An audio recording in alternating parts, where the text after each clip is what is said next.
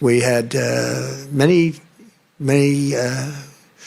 tough meetings, good meetings. We were...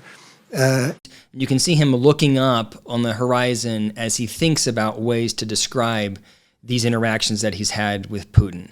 But you can see here when he's trying to communicate that they had a strong interaction, but things didn't go the way he wanted, he has to pause and kind of think about, how do I want to describe these tough meetings? And Trump usually communicates a great deal of confidence. And you'll notice as he's talking here, there's no projection of confidence.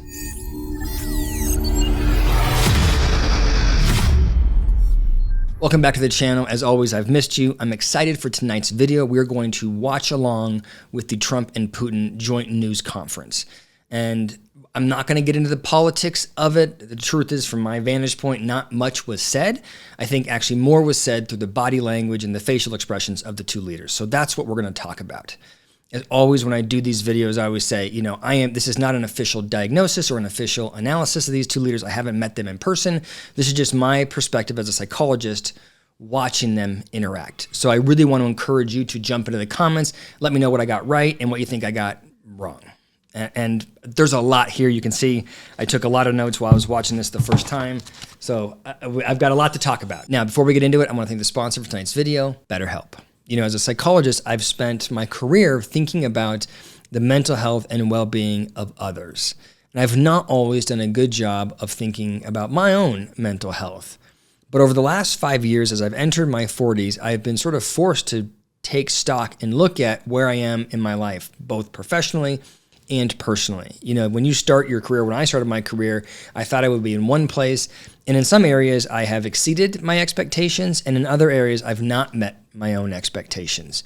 And therapy is a good place to work that out, right? A therapist knows how to listen, they ask the right questions, and they can help you change your perspective. They can help you make meaning from your life. And BetterHelp, the sponsor of tonight's video, is on a mission to make starting therapy easier. You know, it used to be difficult to find a therapist that had the skills and expertise that you needed.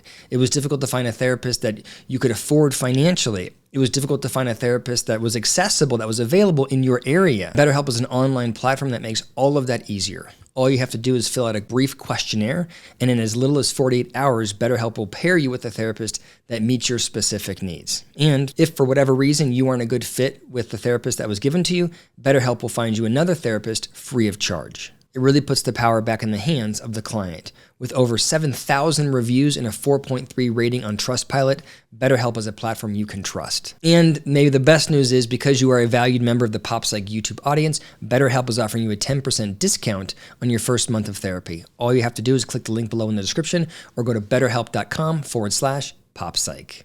I really recommend you try it out. Okay, back to the video. It only makes sense that we've met here, because our countries, though separated by the oceans, are close neighbors. So the first thing you see there is Trump giving his patented finger guns to somebody in the audience and smiling, which I think is a very intentional effort on his part to keep it relaxed and be fun and act like it's no big deal. And you have to think about it like these are two leaders who are very used to being in the public spotlight, and they are each going to try and present to the world something. From watching this, I think in general, they're trying to present the fact that they are a united front, that they have, you know, positive visions for the future and the relationship between Russia and the United States, and that the meeting went really well and they made a lot of progress. That's what they want us to think. So they're going to do things intentionally to communicate that. What's interesting is trying to figure out, well, what's behind the veil? What are they not showing, or what are they not saying, but they're showing us through their body language? So I would put finger guns in the intentional category. Shows that he's trying to be jovial, doesn't really tell us how Trump feels. Good afternoon, dear neighbor. Very good to see you. In good health, and to see you alive. And by the way, I think the same is true when you look at Putin. Here in the beginning, his eyebrows are up. He seems very positive and light. He's talking about the distance between Russia and the United States, right? They're both trying to present or project a positive alignment. Cultural heritage back from the Russian America. For example, Orthodox churches and a lot of more than 700 geographical names of Russian origin. So Putin starts with a bit of a geography lesson and a history lesson about the relationship between Russia and the United States. I would argue it was kind of a boring lesson, and I think that you could see on Trump's face some boredom. But he tolerated it just fine until Putin talked about the shared heritage, talked about the fingerprint of Russia on Alaska.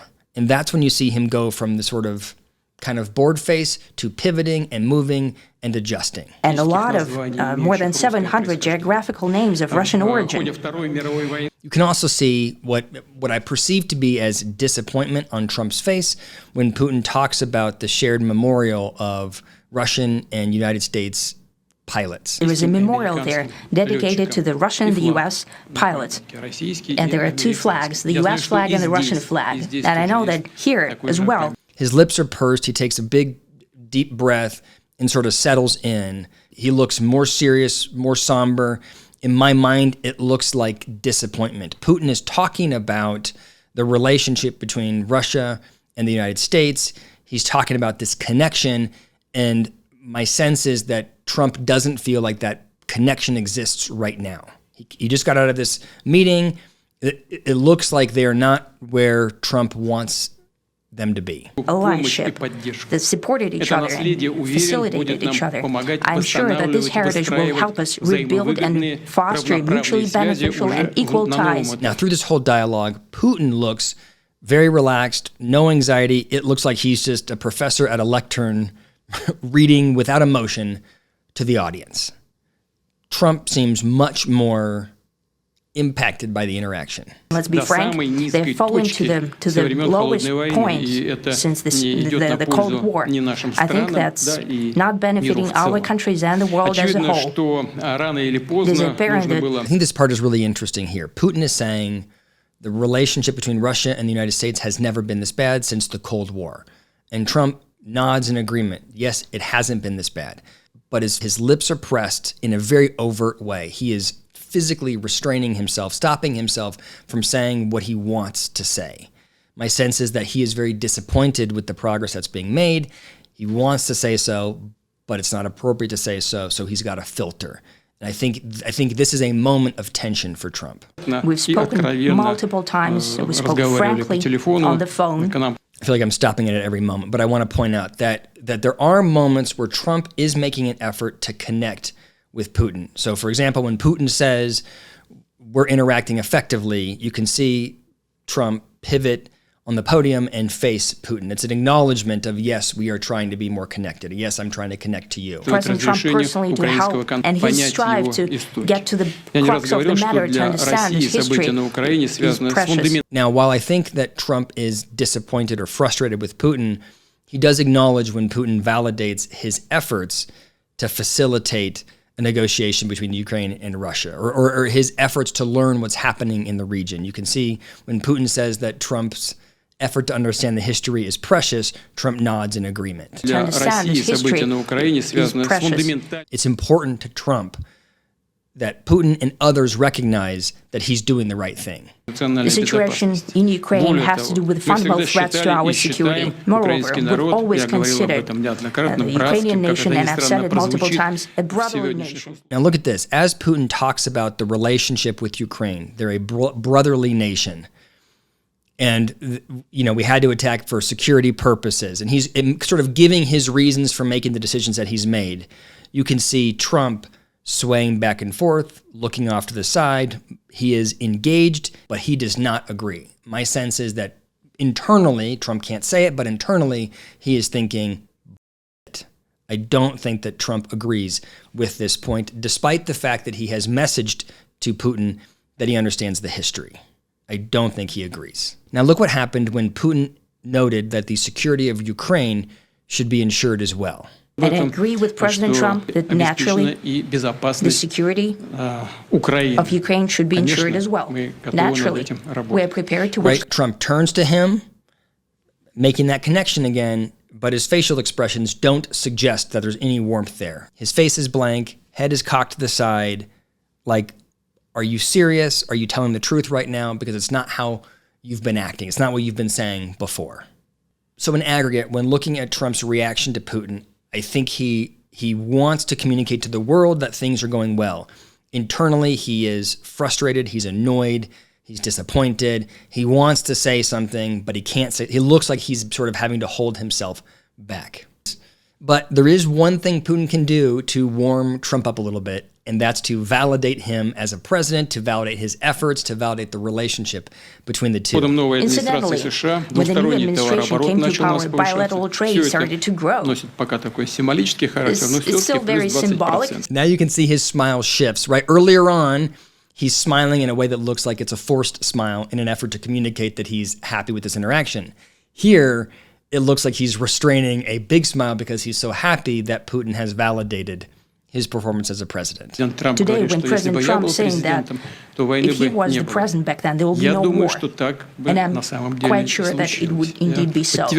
I can confirm that. If you throw the Biden administration under the bus, you get a big nod from Trump. that we haven't quite gotten there, but we've made some headway.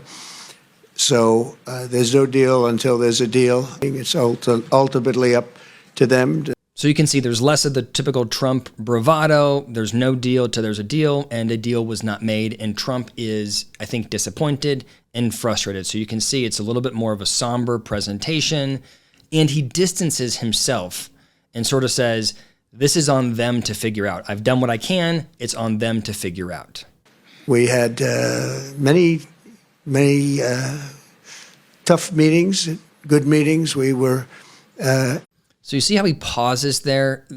We've had many tough meetings, good meetings. You can see him looking up on the horizon as he thinks about ways to describe these interactions that he's had with Putin. You know, typically Trump is very comfortable with his ability to sort of characterize things the way he wants to characterize them, for better or worse. But you can see here when he's trying to communicate that they had a strong interaction, but things didn't go the way he wanted, he has to pause and kind of think about, how do I want to describe these tough meetings? So it just tells me that he doesn't feel good about the interaction. I'm not sure he even feels good about the path that they're on. I don't know as much about Putin, but I've watched a lot of Trump, and Trump usually communicates a great deal of confidence. And you'll notice as he's talking here, there's no projection of confidence. He's not the driver. He's sort of in the background watching other people negotiate or make decisions on what's going to happen in the future. Interfered with by the Russia hoax. It made it a little bit tougher to deal with, but he understood it. I think he's probably seen things like that.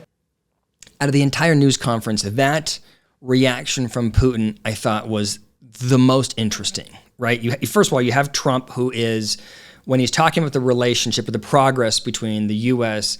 and Russia, the interaction with Putin, he seems less secure, less confident. He's distancing himself a little bit, more somber. I think there's there's clear disappointment in the progress that's been made. And then he moves off of that onto his more traditional script about the Russia hoax. And he says it, and then the camera pans over to Putin, and unfortunately it skips, so you can't see the full expression, but he raises his eyes, he has a sly smile, he looks off to the side. It looks like, to me, the facial expression looks like there was dishonesty there. It looks like there's relief there. It looks a little bit like a kid that got his hand caught in the candy jar and got away with it. I'm curious what you think. I guess my impression is there is a lie here, and Putin's acknowledging it with his facial expressions. I don't know who he believes is lying, but there was dishonesty or subterfuge. And I think that facial expression from Putin is an acknowledgement that happened. And I'm curious what you think as watching this. How do you read Putin's facial expressions there, and try and keep your political perspective out of it? What is Putin showing there, whether it's intentional or unintentional? Whose faces I get to see all the time in the newspapers. You're almost as famous as the boss, but especially this one right over here. And then Trump ends it with what I felt like was a weird, almost flirting or acknowledgement of Putin's staff, Putin's team. And it's back to, we once again see the sort of the confidence and the bravado that is typical of Trump. We had some good meetings over the years, right? Good productive meetings over the years, and we hope to have that in the future. And I've gone back and forth on why he's doing that. And I think the answer is just there. He wants to remind the Russians that in the past they have been able to work together effectively. He's trying to remind them of the connection that they've had historically. Thank you very much, Vladimir. And thank you all. Thank you. Thank you. Thank you so much. I have a normal handshake. It didn't feel aggressive on either side to me, but then Trump walks off, and my perception is that he looks pissed. Lips again are pressed, disappointed, frustrated with Putin, and I think he feels like he doesn't have the control or the ability to get done what needs to get done. Putin, on the other hand, seems less emotionally involved, less frustrated, as though, I mean, I think progress may or may not have been made, but I think from Putin's end, he didn't give anything up. He didn't lose anything. Whereas it feels like Trump is disappointed because he didn't get done whatever it was that he was trying to get done. So that's my perception. Let me know what you think in the comments below. And always, if you like this kind of video, please hit the like button. Thanks again for listening.